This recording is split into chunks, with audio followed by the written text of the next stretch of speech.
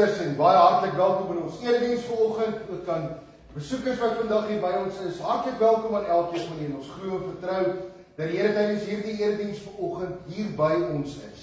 Dat hy ons vergas met sy teenwoordigheid en dat ons hier in sy teenwoordigheid vandag kan stil word om na sy woord te luister en opnuut weer geïnspireerd te word en krag te ontvang om elke dag voluit vir die Here te mag lewe. Mag die Here se seën dat ook vandag ryklik op elkeen van ons wees. Geliefde broers en susters, ons gaan vanoggend ons erediens begin met 'n oomblik van stilte. Ons almal gaan staan tydens daardie oomblik van stilte om in ons gebede te dink aan die goedheid van die Here, die versorging van die Here en die beskerming van die Here wat ons elke dag geniet.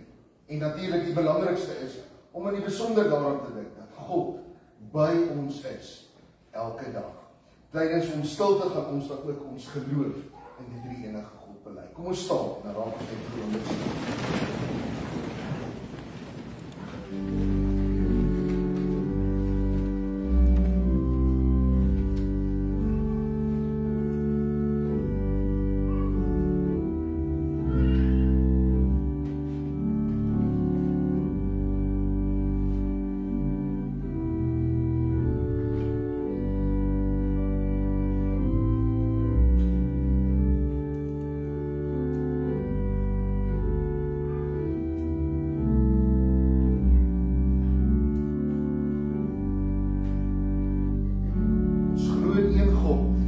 Almagtige Vader, die skepper van die hemel en die aarde en van alle sienlike en onsienlike dinge, en in een Heer, Jesus Christus, die enige gebore Seun van God, gebore uit die Vader voor alle tye, God uit God, lig uit lig, waaragtige God uit waaragtige God, verwek, nie gemaak nie, een en wese met die Vader, deur wie alle dinge ontstaan het, wat terwille van ons, mense, en terwille van ons saligheid neergedaal het in die hemel, vlees geword het, deur die Heilige Gees in die Maagd Maria, en mens geword het, wat selfs vir ons gekruisig is onder Pontius Pilatus, gelei en begrawe is, en op die derde dag opgestaan het, volgens die skrifte, wat opgevaar het na die hemel, en wat sit aan die regterhand van God die Vader,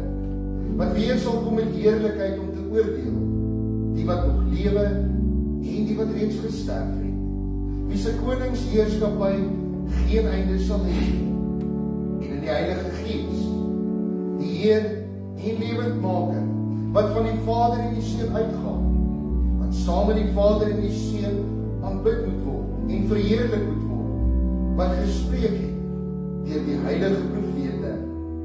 Ons glo een heilige algemene kerk, gegrond op die leer van die apostels. Ons bely een doop tot vergifnis van sondes. Ons verwag die opstanding van die ontslapenis en die lewe van die toekomstige eeu. Amen.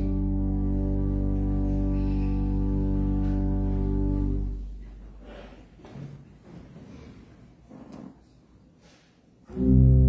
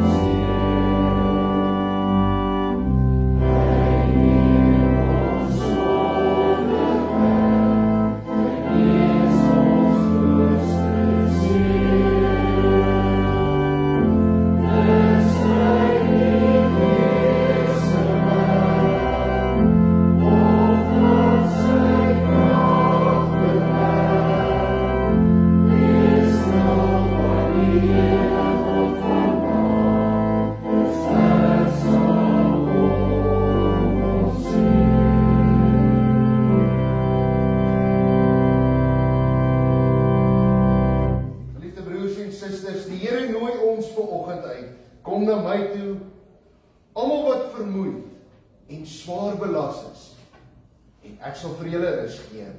Geliefde broers en susters, die genade van ons Here Jesus Christus sal by u bly.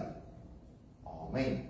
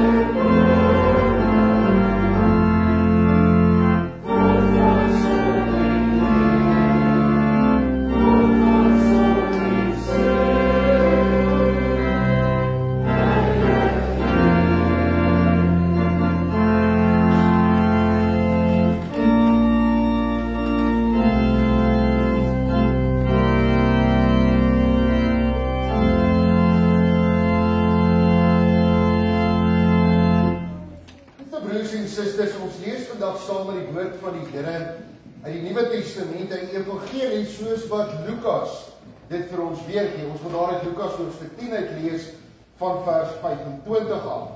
In ons normale liturgie gebruik ons baie keer ook hierdie gedeelte as 'n opsomming van die 10 gebooie, soos wat Jesus dit vir ons leer. Daardie jy moet die Here jou God lief hê met jou hele hart, met jou hele siel en jou hele verstand. En dan die tweede gedeelte van die samevatting van die wet is jy moet jou naaste lief hê soos jouself. So ons lees hierdie hele gedeelte binne sy konteks, waarbinne Jesus dan hierdie opsomming maak.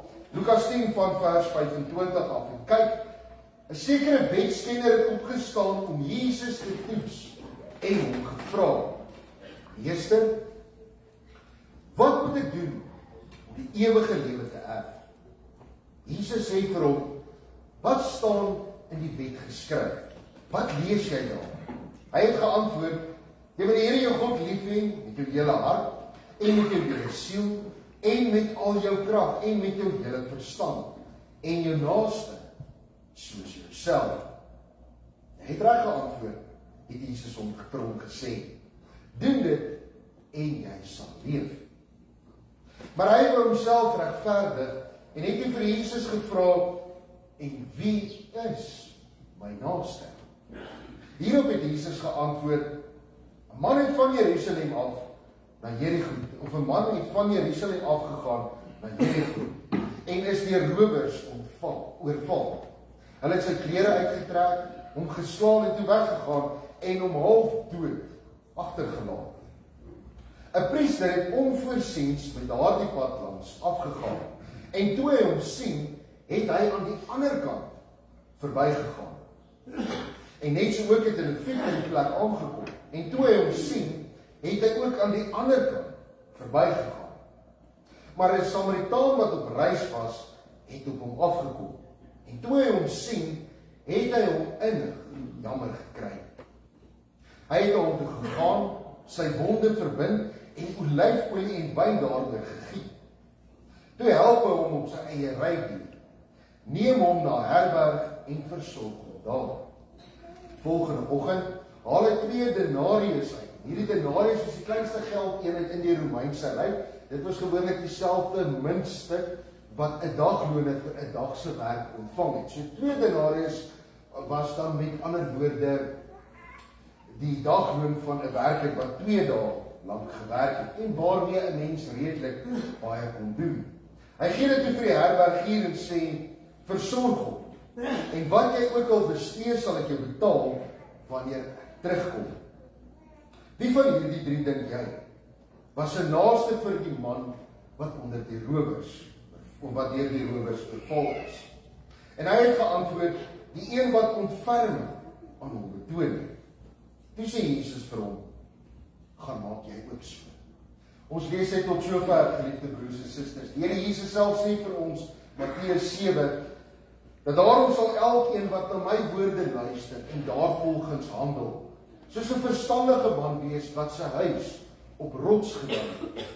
Dit het begin reën, die stormwater het afgekom, winde het begin waai, maar tog het daardie huis nie ineengestort nie, want dit was stewig gefestig bo-op rots.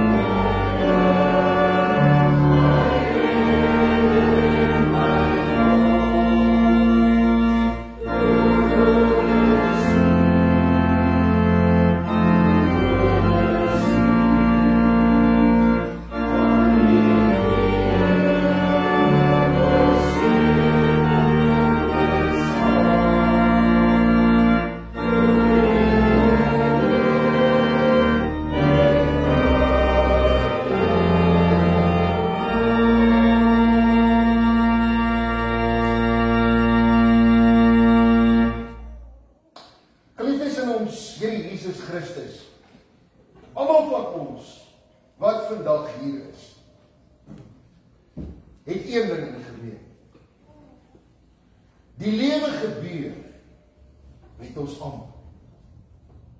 En wanneer die lewe met ons gebeur, dan staan ons baie keer in die veld geslaan en geskok oor wat sopas met ons gebeur. Nadat die lewe met ons gebeur, dan sit ons baie keer stik en gebreek oor dit wat sopas met ons gebeur.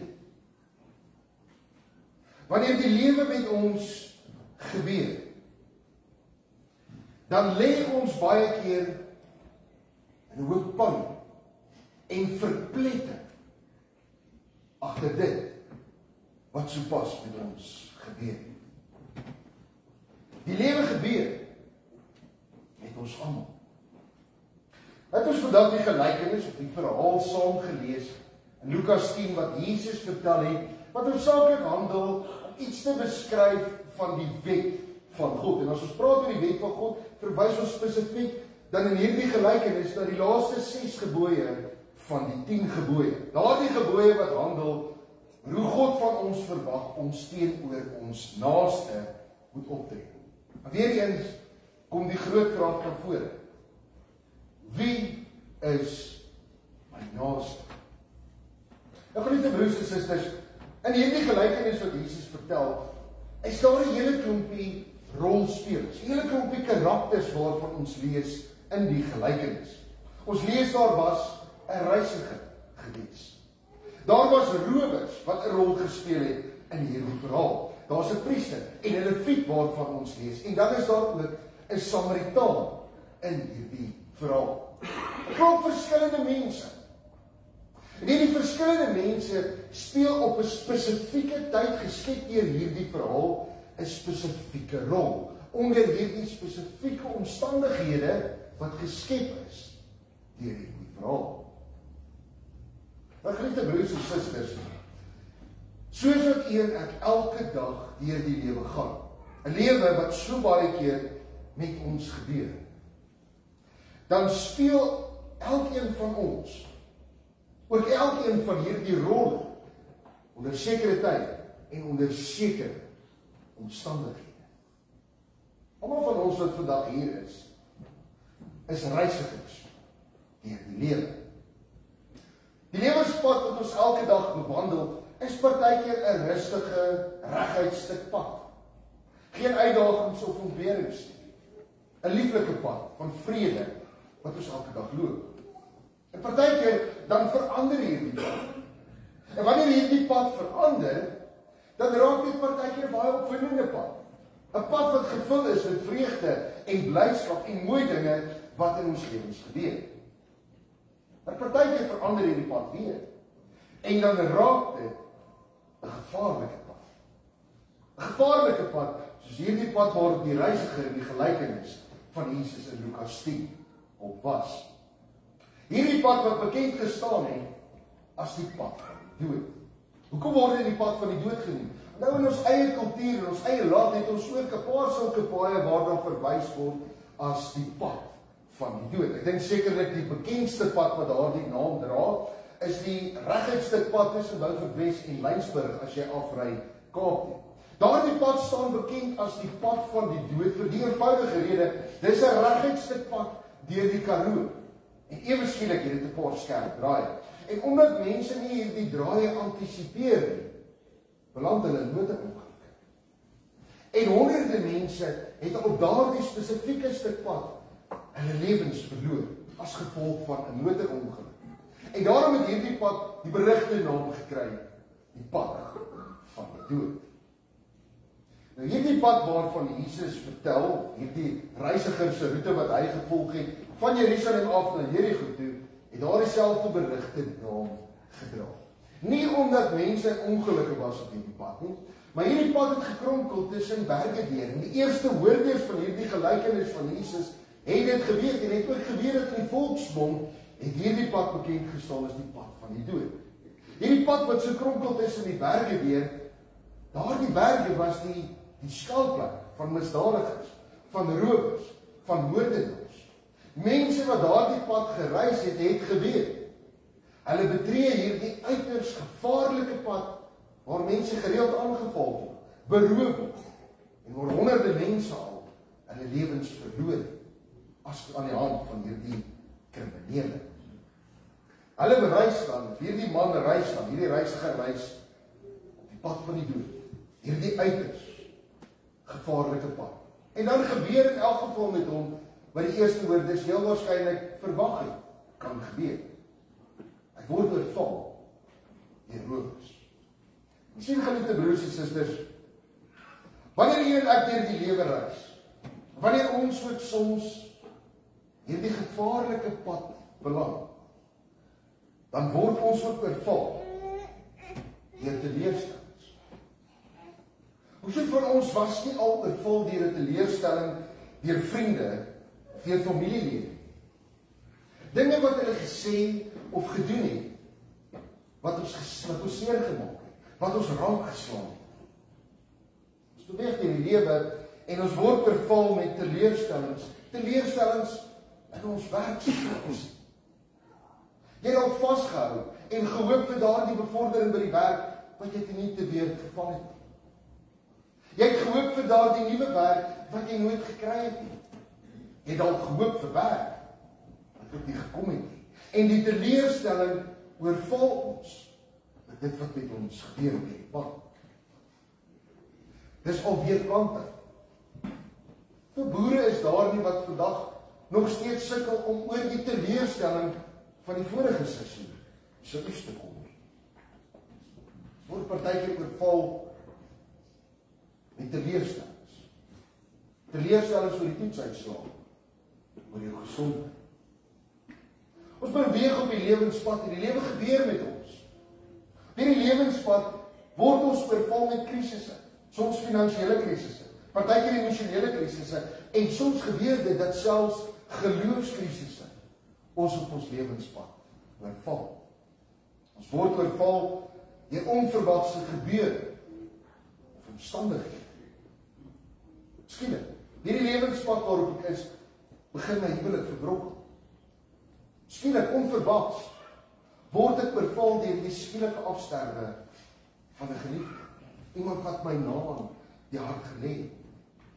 'n droom waarin ek so hard gewerk en gebou het. 'n droom waarin ek so sterk vasgehou het. Skielik vergeet ek. Gaan nooit 'n werklikheid word in my lewe. Ons word oorval met gebeure in die lewe. Ons word oorval met dinge wat in ons lewens gebeur, wat ons nooit ooit gedink het, ooit met ons sal gebeur. Maar dan gebeur het. As reisigers gaan ons op deur die lewe. En ons word oorval met teleurstellings, deur krisisse, deur omstandighede en deur gebeure. Baie keer laat dit ons soos hierdie reisiger in die gelykenis geskop, gebreek en verpletter agter. Soms op ons lewensreis, die paaie van die lewe, speel ons die rol van die rowers. Sien geliefde broers en susters, baie keer beroof ons mense van hulle lewensvreugde en van hulle geluk, met die dinge wat ons sê en die dinge wat ons doen. En luister dan mooi, want baie van ons, en dis maar menslik, sit vanoggend, ek ken daardie rower, ek ken sy of haar naam, want hy het my lewensvreugde en my lewensgeluk van my weggevat. Maar ek praat nie oor hom of haar nie. Ek praat vanoggend oor jou as die rower. Want jy sien, geliefde broers en susters, hoeveel keer het jy nie al jou vriende of jou familie teleurgestel? Hoeveel van ons het nie al 'n vriend of 'n familielid verraai met 'n keuse wat ons gemaak het? Ons dink nooit daaraan wat 'n effek dit op hulle lewens gehad het nie. Hoeveel van ons het nie al 'n goeie vriend of 'n vriendin of dalk 'n familielid in die steek gelaat nie? Hoeveel van ons het nie al met leuns wat ons vertel of kinderstories wat ons versprei mense seer gemaak? Hoeveel van ons was nie al die derde party wat die huwelik beëindig het? En daarmee sê ek nie jy was ontrou of 'n egbreek gepleeg het, maar jou goeie advies aan 'n vriend of 'n vriendin was die laaste nekslag van daardie huwelik. Mense, baie keer snaakse goed. Hulle verwoes mense se lewens en dan speel hulle die rol van die slagoffer. Dis eintlik nie hulle skuld. Mense verwoes ander mense se lewens. En soms dan het hulle selfs die arrogansie om te beweer dat dit was vir 'n goeie rede gewees. Wat 'n goeie rede is daar tog ooit om iemand anders se lewens te verwoes? Hoeveel keer gebeur dit nie dat ons 'n spoor van verwoesting agterlaat met die dinge wat ons sê en die dinge wat ons sê en die dinge wat ons doen? Hoeveel keer laat ons nie 'n spoor van verwoesting agter ons en werk mense se lewens is heeltemal ver? Baie keer laat ene mense geskok, gebreek en verplet agter. Baie keer, soos wat ons deur die lewe gaan, speel ons die rol van die priester en die leviet. Nie die gelykenis wat Jesus hier vertel, was hierdie priester en leviet mense wat aan die kerk behoort. Dit was kerkmense gewees. Dit was mense gewees wat gewerk het binne in die kerk, gelowige mense. En die eerste hoorders van hierdie gelykenis van Jesus het presies geweet wat is 'n priester en wat is 'n leviet. Mense wat diens doen in God se tempel. Dis mense wat elke dag in die tempel is. En in Levitikus en in Deuteronomium lees ons van 'n verskeidenheid van reinheidswette waaraan al die Jode moes voldoen. Hierdie reinheidswette wat jy toegelaat het om in die tempel in te gaan en in God se teenwoordigheid te staan, al dan nie. Soos onder andere, jy mag nie aan bloed raak, want dan is jy onrein. Jy mag nie aan 'n lijk raak, want dan is jy onrein. En vir die priester en die leviete was hierdie reinheidswette selfs nog swaarder gewees. Priester en 'n leviet kon nie eers binne 'n radius van 2 meter rondom 'n dooie liggaam kom nie. Dan was hulle onrein gewees. En nou lees ons in die gelykenis, die verhaal wat Jesus vertel. Die rowers slaan daardie reisiger en los hom half dood daar langs die pad. Hy was heel waarskynlik bebloed gewees van die houe wat hy geslaan is. Hy lê daar amper lewenloos. Niemand weet of hy nog lewe, al dan nie. Hier kom hierdie priester verby. Hierdie persoon wat onderworpe is hierdie reinheidswette. En dan lees ons loop aan die ander kant van die pad verby. Vir die eerste hoorders van hierdie gelykenis wat hierdie reëls goed geken het en toegepas het in hulle lewens, tree hierdie priester en die leviet eintlik reg. Wat sou hulle nader stap na hierdie mede-Jood toe en hy is dood? Was hulle dalk binne die radius van daardie dooie liggaam? En dit maak hulle onrein. Dit maak dat hulle hulle werk verloor, dat hulle daaglikse brood kwyt gaan wees. Sou daardie persoon nog lewe, is dit hulle naaste. Moet hulle iets doen om hulle te help. En dan is die kans 100% dat jy dalk aan bloed gaan raak. Wat jy weer eens onrein gaan maak. Wat gemaak het jy alles in jou lewe gaan verloor. En op grond van die feit dat hulle erns maak met hulle godsdiens, erns maak met hulle geloof, erns maak met die wet van God, stap hulle aan die ander kant van die pad verby.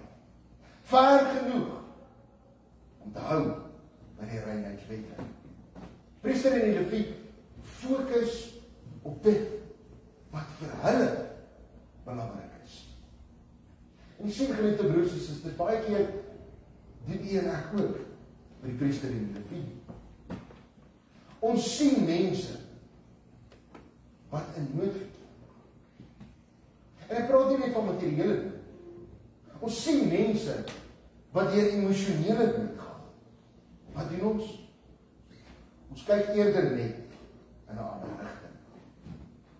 Hoeveel keer sien ons nie die seer wat ons in mense se lewens veroorsaak? Maar in plaas daarvan, om dit te gaan regmaak, vermy ons dit nie. Stap liewer 'n ompad, ver in hierdie situasie. Net soos die priester en die leviete in die gelykenis. So baie keer, los ons mense wat geskok, gebreek en verpletter is langs die pad. Maar dis nie ons probleem.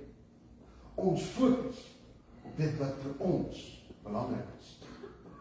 Maar dan natuurlik speel ons baie keer ook die rol van die Samaritaan. Wie was die Samaritane gewees? Ons gaan terug na die Babiloniese ballingskap.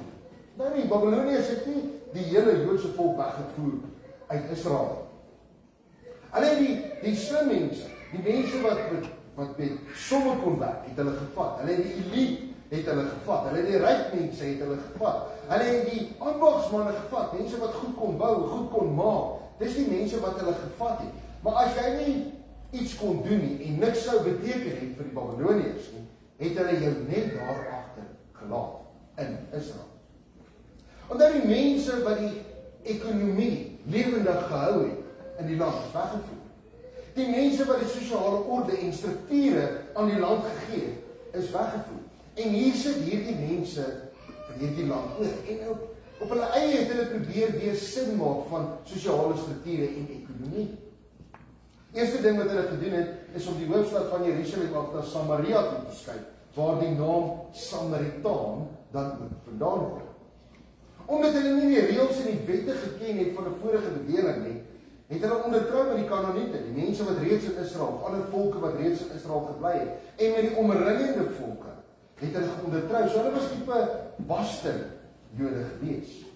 En toe koning Kores het dit uitvaardig om te sê die ballinge kan teruggaan na hulle land.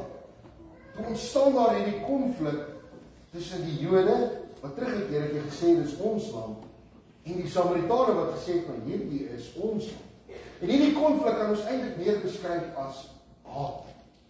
Die Jode en die Samaritane het mekaar met 'n passie gehaat. En nou kom hierdie Samaritaan op hierdie Jood af wat onder die rowers verval het. Volgens die denke van die eerste hoorders van hierdie gelykenis is dit die een persoon, die een rolspeler in hierdie gelykenis wat verseker verby daardie Jode gaan doen. Dis die een persoon, die een rolspeler in hierdie gelykenis wat hom eerder gaan verlekker in die seer en die swaar kry van daardie Jode. Dis die een persoon in hierdie gelykenis wat niks gaan omgee vir dit wat gebeur. Maar dan kom Jesus in sy gelykenis en hy draai die sosiale konvensies, dit wat mense dink gaan gebeur, dit wat as normaal aanvaar word gaan gebeur, heeltemal op sy kop. Hierdie Samaritaan stop. Hy ontferm oor hierdie Jood wat onder die rowers verval. En soms gebeur dieselfde ding met ons. Teen jou vriende en familie se verwagtinge reik jy uit na iemand anders. Soms gebeur dit en ons verstaan dit nie, dat teen ons eie verwagtinge reik ons uit na ander mense wat in nood verkeer. Ander mense wat seer gekry het langs die lewenspad. Maar natuurlik is dit ook maar menslik, ons doen dit verkieslik aan die mense wat ons ken. Verkieslik aan ons eie mense. Maar met hierdie gelykenis wat Jesus vertel, kom draai hy eintlik die sosiale konvensies, selfs ons eie denke, heeltemal op sy kop. Hy verander die vraag van die wetsspreker. Nie wie is my naaste nie, maar vir wie kan ek 'n naaste gaan wees terwyl ek op die lewenspad is? Wie kan ek gaan bystaan wat geskok, gebreek en verpletter langs die lewenspad lê? Liefde broers en susters, ons is almal reisigers deur die lewe. En elkeen van ons wat vandag hier is, speel verskillende rolle terwyl ons op reis is. Ons roteer tussen verskillende rolle. En die lewe gebeur met ons almal. Jy sien, geliefde broers en susters, die sonde is deel van ons almal se lewens.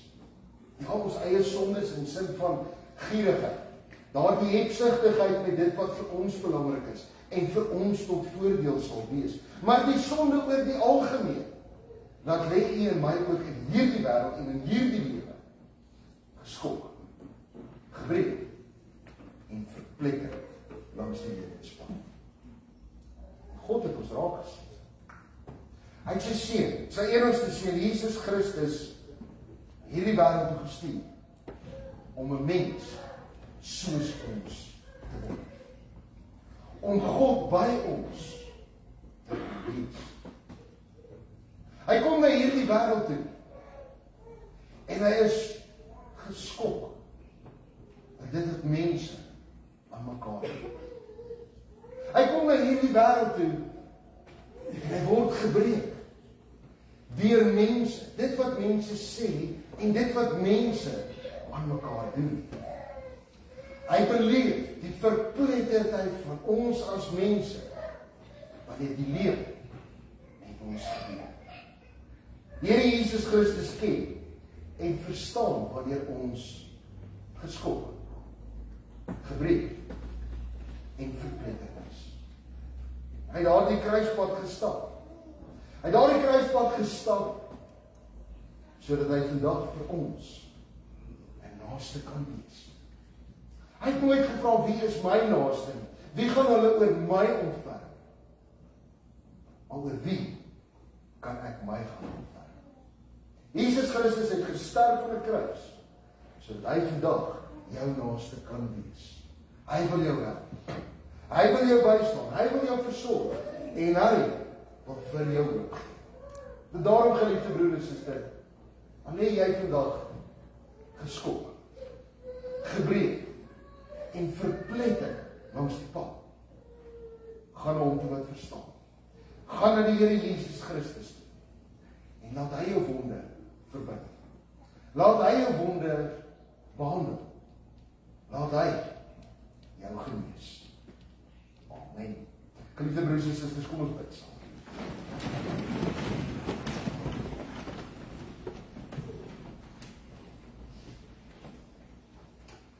Ons driemaal heilige God, Vader, Seun en Heilige Gees. Here, dankie vir hierdie groot voorreg wat ons het, om vandag in u teenwoordigheid te mag wees.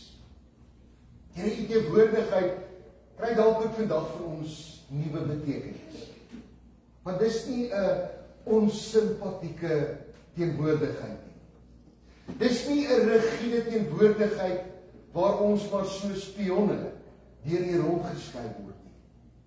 Dis nie 'n teenwoordigheid waar ons alles in die stryd moet werk, omdat daar vir ons eintlik niks is nie. Ons kom staan in u teenwoordigheid van begrip, van deernis, van empatie. Ons kom staan in u teenwoordigheid van liefde wat alle verstand te bowe gaan. Liefde wat genees. Ons kom staan in u teenwoordigheid van leiding, rigting, van singewing in die lewe elke dag.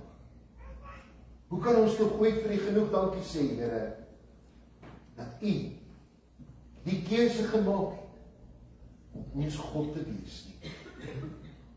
Here, ons kom vandag as sondaar mense na u toe. Soos die tollenaar van ouds, is dit tog ook maar ons gebed.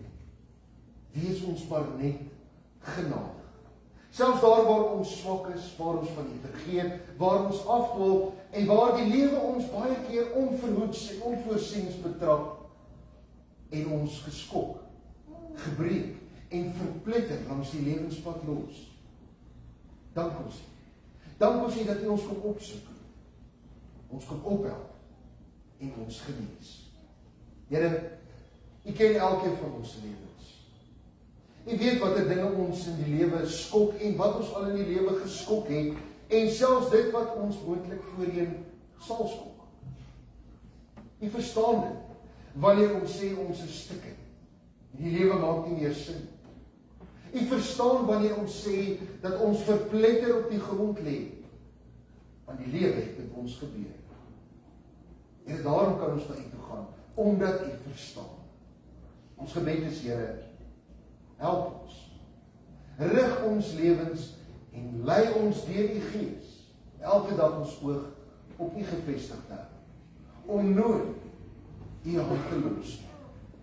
Here, in hierdie gebroke wêreld waarin ons elke dag leef, roep U elkeen van ons op om 'n rol te gaan speel. Daardie spesifieke rol van 'n barmhartige Samaritaan.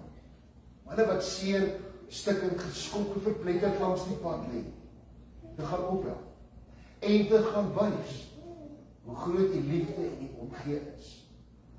Geef vir ons daardie insig en wysheid wat ons daagliks nodig het. Skenk aan ons daardie krag om hierdie besondere opdrag wat U aan ons gee, te gaan uitvoer. Here, ons kom bid vandag vir elke lidmaat hier teenwoordig. Elkeen wat deel is en nog steeds besig is om die lewenspad te stap. Sterk hulle, Here. Hou hulle vas en beskerm hulle van die wreedheid van hierdie wêreld. En selfs, Here, wanneer ons gebuk gaan onder die uitdagings, probleme en krisisse wat ons so maklik oorval en wat ons so maklik onderkry, help ons, gee vir ons daardie hoop dat ons nooit sal beskaam nie. Dit kom bid ons, Here, nie omdat ons dit enigstens verdien of enige meriete aanspraak daarop het nie, maar ons pleit in die naam van Jesus Christus, hy wat vir ons die bevestiging is dat U liefde altyd by ons sal wees. Amen. Liefde broers en susters, as ons slot sal ons sit ons boek 484, ons gaan daar al 3 die verse sing, 'n lied wat ons opnuut weer kom bevestig en sekerheid gee dat ons in 'n gebroke wêreld leef.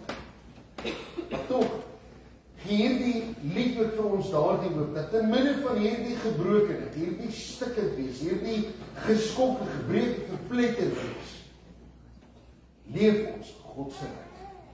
Leef ons God se teenwoordigheid. Is God elke dag by ons.